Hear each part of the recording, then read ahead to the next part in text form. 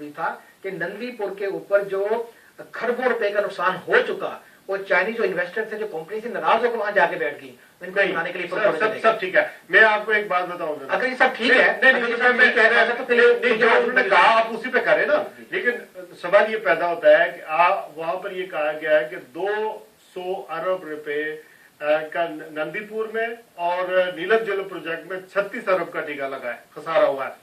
और साथ में ये भी कहा है कि लोग तड़प रहे थे, ये कितना बन गया अब 236 अरब हो गया ना दोनों प्रोजेक्ट्स के अंदर।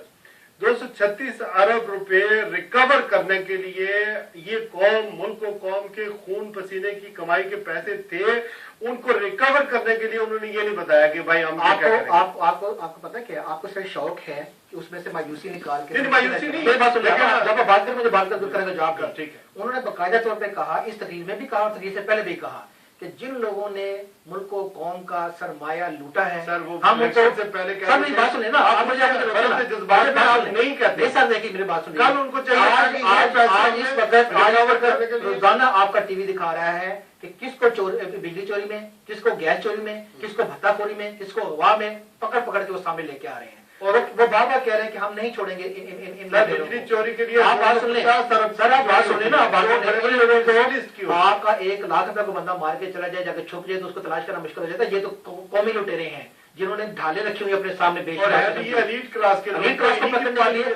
को पकड़ने के लिए पार्टी के लोग आज जो प्रोपेगेंडा हो रहा है ना, वही एलीट क्लास इनके खिलाफ प्रोपेगेंडा कर रही है। जो एंकर पर्सन जितने बैठे हुए हैं, ये सिर्फ उस एलीट क्लास की वजह से कह रहे हैं कि इसको रोको भाई, इसके खिलाफ प्रोपेगेंडा करो। देखिए आज इस वक्त मियां नवाज शरीफ साहब ने गिरेबान में हाथ डाल दिया है, आंखों में आंखें डाल के। वो ये कह रहे हैं कि मैं गिरबान में नहीं कहा, 5 साल में हम कोशिश करेंगे सर, मेरे पास कोशिश करेंगे, कोशिश इसलिए करेंगे सर। देखिए आप देखिए, पहले कहते थे आप हकीकत बात कीजिए, एक जो प्लांट लगना है उस प्लांट की मशीनरी की इंपोर्ट, इरेक्शन, कंस्ट्रक्शन से लेके प्रोडक्शन तक क्या आप हफ्ते में कर देंगे? आप क्या साल में कर देंगे? आप ये टेक्निकल चीज है कि जर्मनी से जो प्रोजेक्ट आना है, चाइना से कोई चीज आनी है, उसने इरेक्ट होना है, उसने कंस्ट्रक्ट होना है, उसके बाद उसने प्रोडक्ट प्रोड्यूस करना शुरू करनी है। इसके लिए जो एक टेक्निकल टाइम है, जो फ्रेमवर्क है, वो बता रहे हैं। वो उन्होंने कहा है कि 2 साल भी लगेंगे। और आज पंजाब के मुख्तलिफ जगहों के ऊपर प्रोडक्शन स्टार्ट हो चुकी है। उन्होंने सोलर का भी इस्तेमाल करना शुरू किया। मेरी बात सुनिए, अभी स्टार्ट हो चुका है, करेंगे। मेरी बात सुने ना, राज को रिस्पॉन्स करना है ना प्लीज। कुरैशी साहब जिस अंदाज से बात कर रहे हैं, शायद ये इसको अपना फर्ज समझते हैं कि इस अंदाज से बात कर रहे हैं। हम आ गए तो गर्मी है, बाजार देखना। अब वहां तो ये कहते थे जी कि हम तो इस तरह जो है मसाइल, मेरी बात नहीं, मेरी बात आप मुझे मुकम्मल करने दें।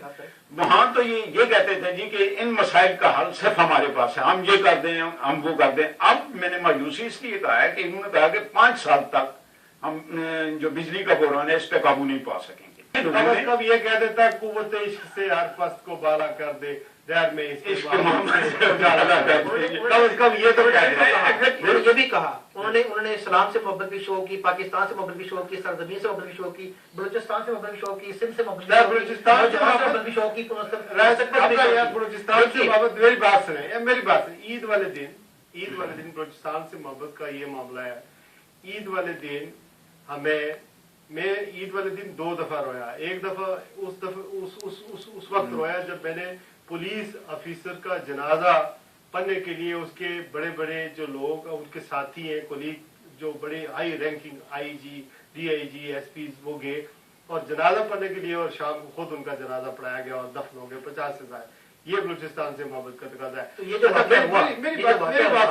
मेरी बात सुने, उन्होंने बलूचिस्तान की बात, चलो let's deal with Balochistan issue. आप वीडियो देख रहे हैं, मेरी बात तो सुनो। हल्फ उठाया हुआ है, अभी तक वहाँ काबीना जो है वो अनाउंस नहीं करता। तो इसमें एजेंसियां किसके पास है, लॉ एंड ऑर्डर की सिचुएशन किसके पास है? आपकी हुकूमत उनको करने दें ना, जिनको बना दिया उनको करने दें, उनको टाइम दें, वो करके आपको रिपोर्ट करेंगे, इंशाल्लाह बना के देंगे आपको। मैंने कहा इसमें जब आपको फ्री हैंड दे दिया गया और कह दिया गया कि आप करें, हम आपके साथ हैं, जहां हमारी आपको मदद की जरूरत है हम पूरी मदद आपके साथ करेंगे। उन्होंने मियां नवाज शरीफ साहब से अभी तक पंजाब के बारे में नहीं कहा, जहां का वजीर आला उसका छोटा भाई है, लेकिन वो बलूचिस्तान के बारे में बार बार कहते हैं, बताएं आपको कहां हमारी मदद की जरूरत है। अच्छा, मैंने जो आपसे कहा कि बलूचिस्तान का उन्होंने जिक्र किया, इस लिहाज से किया कि ग्वादर के अंदर जितनी कंस्ट्रक्शन होगी, چائنا کے ساتھ مل کے جہاں وہاں جو انڈسٹری اسٹیٹ بنے گی، وہاں جو رستے بنے گے، وہاں جو ٹرین چلے گی، وہ سارے کا سارا فائدہ کس کو ہو رہا ہے؟ وہ بس یہ پاکستان کے پرائم منسٹر کے، آپ کہتے رہے ساری دنیا میں یہ کہتے رہی ہے پنجاب کا پرائم منسٹر، پنجاب کا پرائم منسٹر، اگر لوگ بچیں گے ہی نہیں، صبح ہی نہیں ہمارے اس کے لیے دہشت گردی. آپ دیکھیں، آپ چیزوں کو ڈیوائڈ مت کریں، مجھے پہلے ایک چیز ختم کر لینے دیں پھر دوسری چیز کی طرف آئیں. جو قتل و غارت ہے وہ دہشت گردی کے اندر ہے، وہ دہشت گردی کے لیے دہشت گردی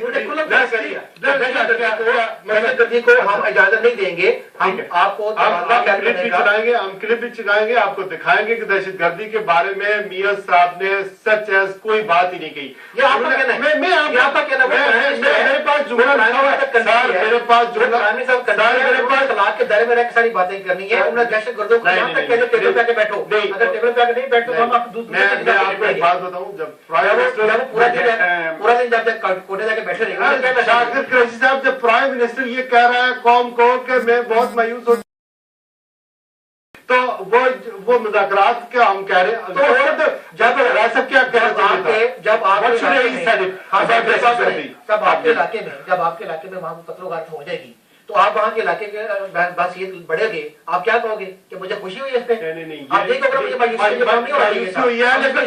دیکھیں, if he was a prime minister, a bold prime minister of Pakistan, he should said that within 1 month I'm going to give you a deadline to just disarm yourself, then I will negotiate with you. Otherwise, I will kill you and crush you. یہ وہ لوگ ہیں جنہوں نے آپ کے بچے آپ کے سب کچھ کرا دیا ہے. یہ تو میاں صاحب نے کہا، میاں صاحب نے کہا سارا بھی کہا، بلوچستان جا کے بھی کہا، کراچی جا کے بھی کہا. آپ دیکھیں، آپ دیکھو ڈسارم نہیں کر رہا ہوں. یہ ڈیڈ لائن دینے چاہیے تھی. آج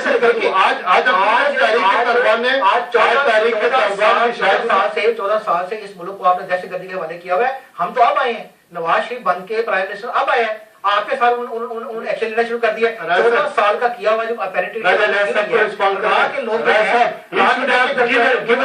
he should have given a deadline that stop this nonsense, disarm yourself, otherwise we will be killing you and you will be killed. Simple as it is. یہ کیا کہ آپ کو مذاکرات کی دعوت بھی دیتے ہیں اور پھر نہیں تو ہم اپنی جو ہے مجھے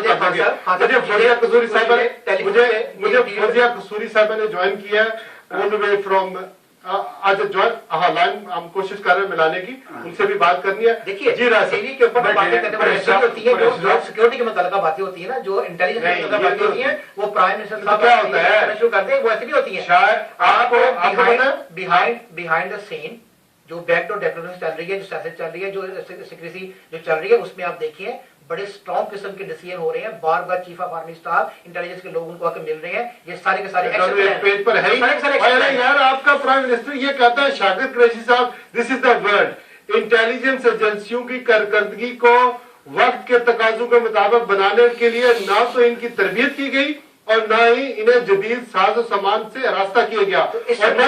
اور یہ اپنی ایجنسیوں کے بارے میں آپ کا پرائم منسٹر کہتا ہے اور ان کے درمیان رابطوں کو مضبوط کیا گیا.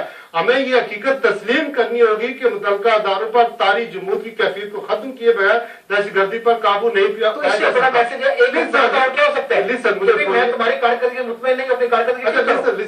فوزیہ قصوری صاحبہ جو پاکستان تحریک انصاف کی ماشاءاللہ رہنما ہیں، انہوں نے مجھے لندن سے جوائن کیا. انہیں پروگرام میں ویلکم کرتا ہوں. السلام علیکم فوزیہ قصوری صاحبہ، آپ کو میری آواز آ رہی ہے؟ کہ لیڈرشپ کا جو ایک رول ہے بہت امپورٹنٹ، وہ یہ ہوتا ہے کہ انہیں بہت کریجس ڈیسیژنز لینے ہوتے ہیں اور انہوں نے قوم کو بہت امید دینی ہوتی ہے. جس قسم کے پاکستان کے حالات ہیں، جو کہ کنٹینیوسلی پاکستان کے مسائل جو ہماری عوام پیش کر رہی ہے ان میں اضافہ ہو رہا ہے، کسی قسم کی کمی نہیں ہے. لوگوں کی یہ ایکسپیکٹیشن تھی، میں اس بات سے بالکل اگری نہیں کرتی بڑے احترام سے نواز شریف صاحب کی کہ انہوں نے جو یہ کہا کہ ہم نے قریب سے دیکھا تو ہمیں اندازہ ہوا. بھائی عوام تو ہماری پہلے دن سے جان رہی ہے کہ کس مصیبتوں میں وہ لوگ گرے ہوئے. چاہے آپ وہ لے لیجیے کہ بجلی ہے، چاہے آپ دہشت گردی لے لیجیے، چاہے آپ پرائسز لے لیجیے، فوڈ آئٹمس کی انفلیشن دیکھیے پاکستان کے اندر، یعنی ہر زمانے میاں صاحب رہ چکے ہیں. قوم کو امیدیں یہ تھیں کیونکہ یہ لوگ بات کرتے تھے اپنی ایکسپیرئنس کی کہ جب یہ آئیں گے تو ان کے پاس کوئی پروگرام ہوگا، کوئی مثبت پالیسیز ان کے پاس ہوں گی، ان کے پاس وہ ٹیم موجود ہوگی. انسٹیڈ آپ یہ دیکھیے کہ آدھے کے ساتھ آج تک یعنی کہ کوئی دہشت گردی کی پالیسی نہیں لا سکے، کوئی